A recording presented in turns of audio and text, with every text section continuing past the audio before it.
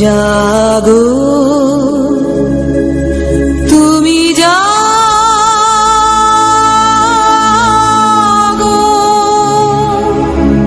জাগো দুর্গা জাগো দশ প্রহরণধারিণী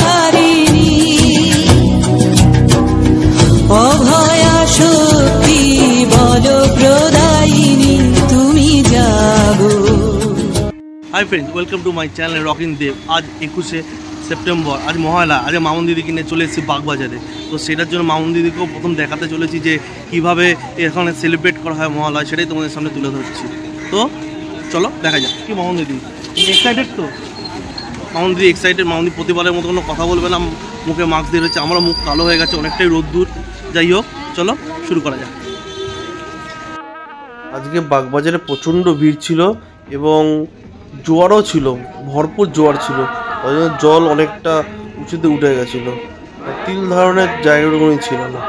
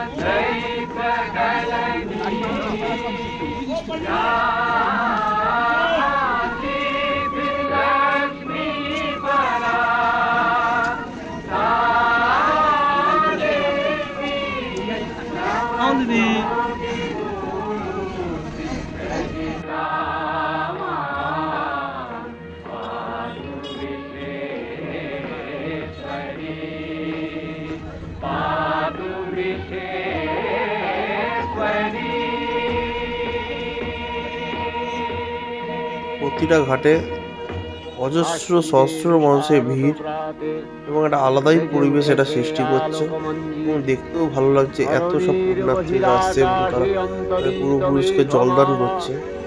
প্রকৃতির অন্তরাকাশে জাগরিত জ্যোতির্ময়ী জগন্মাতার আগমন বার্তা, আনন্দময়ী মহামায়ার পদধ্বনি অসীম ছন্দে বেজে উঠে রূপলোক ও রসলোকে আনে নবভাব মাধুরীর সঞ্জীবন।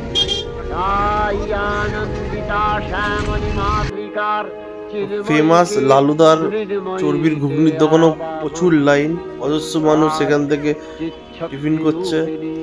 বিভিন্ন জায়গায় সব লোকজন ছড়িয়ে ছিটে বিভিন্ন খাবার দাবার পাওয়া যাচ্ছে। একটা আলাদাই রকম পরিবেশ সৃষ্টি করেছে। আজকে বাগবাজার একটা অন্যরকম বাগবাজার।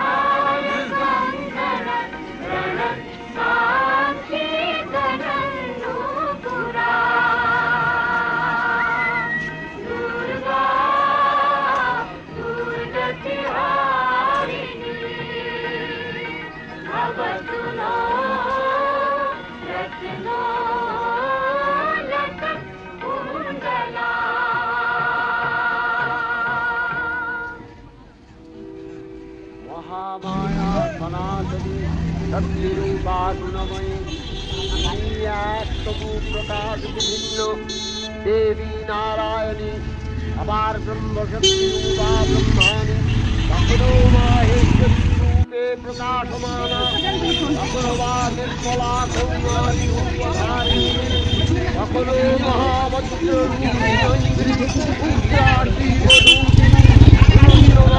চামুণ্ডা, আবার তমোময়ী নিয়তি।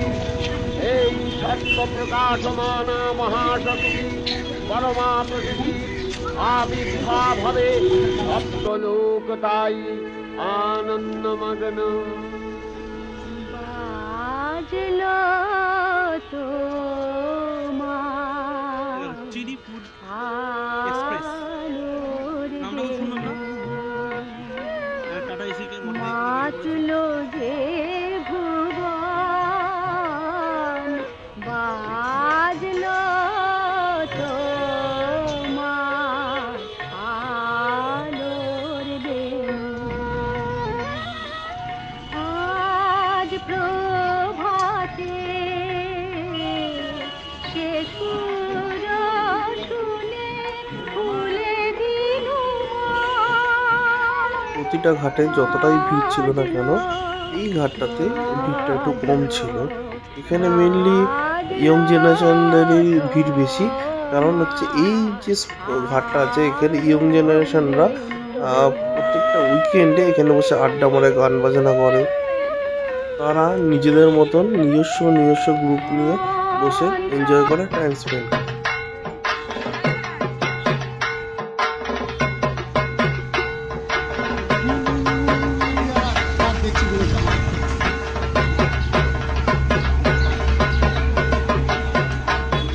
সত্যি আজ খুব ভালো লাগছে, ওয়েদারটাও আজ সাথ দিয়েছে, কালকে যেরকম বৃষ্টি হয়েছিল। হাঁটতে হাঁটতে তো ভেতর দিয়ে আস্তে আস্তে একটা পুরোনো মন্দির দেখলাম। এটা দেখে মনে হচ্ছে বহু প্রাচীন। তো এই বাগবাজার চত্বরে অলিতে গলিতে একটা নস্টালজিয়া ভাব রয়েছে, সেটা দেখে খুব ভালো লাগছে।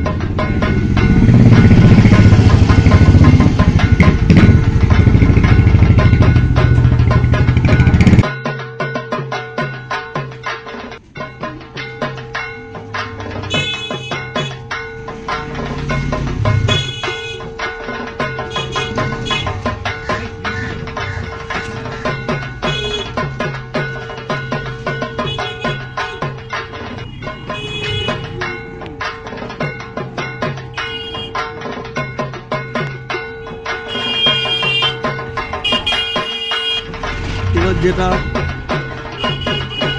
দেখতে চলেছি এই বাগবাজার চত্বরে কুমারটুলির ভেতর, এটা প্রচুর এখানে প্রতিমা তৈরি হচ্ছে এবং প্রচুর মানুষের সমাগম। এখানে একটা ট্রাম ক্যাফে দেখতে পাচ্ছি ছোট করে, খুব সুন্দর লাগছে এটা দেখে।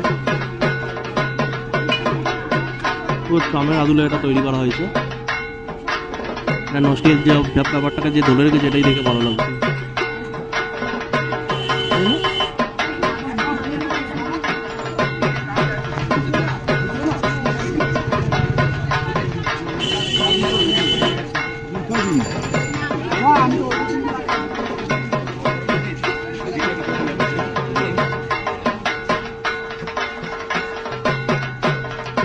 এখনো প্রচুর ঠাকুর তৈরি হচ্ছে।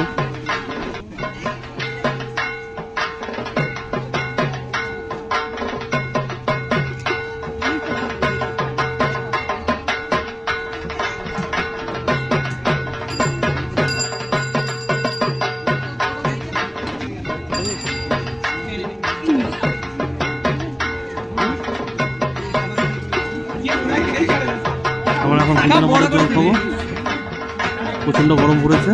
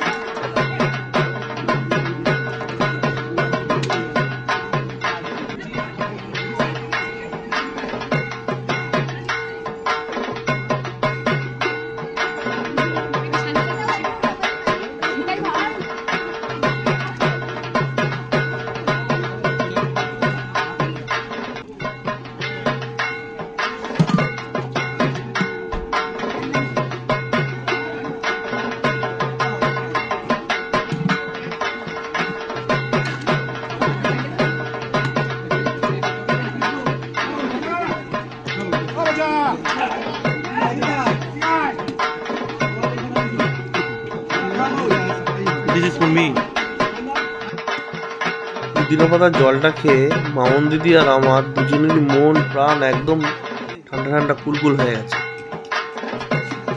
তোমার খেয়ে তোমার শান্তি হয়েছে তো?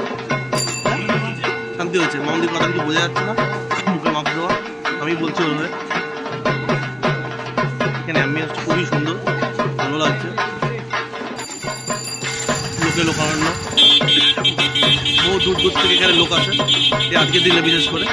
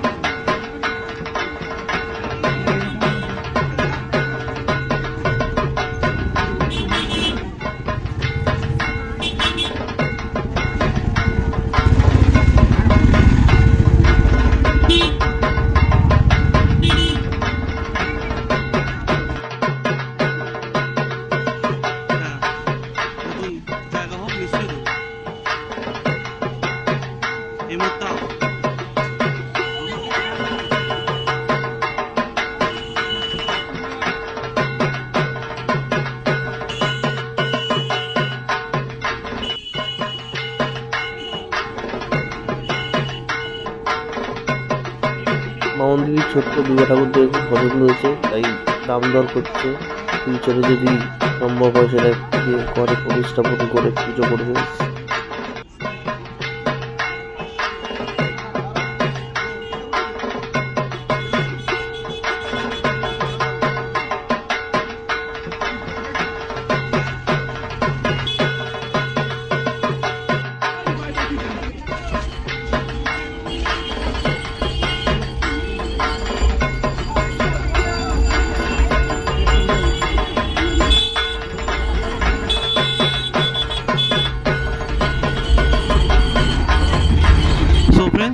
আজকে মহালয়া স্পেশাল মিনি ব্লগটা আমি এখানেই শেষ করছি। প্রচণ্ড গরম, রোদ্দুর প্রচণ্ড, এবং আমি বাড়ির পথে রওনা দেবো। তোমাদের যদি ভিডিওটা আমার ভালো লেগে থাকে প্লিজ লাইক কমেন্ট করো, এবং অতি অবশ্যই আমার চ্যানেলটাকে সাবস্ক্রাইব করো এবং আমার ভিডিওটাকে শেয়ার করে দিও, যাতে আমার নতুন নতুন আপডেট যেন সবার আগে সবার প্রথম তোমাদের কাছে পৌঁছে যায়।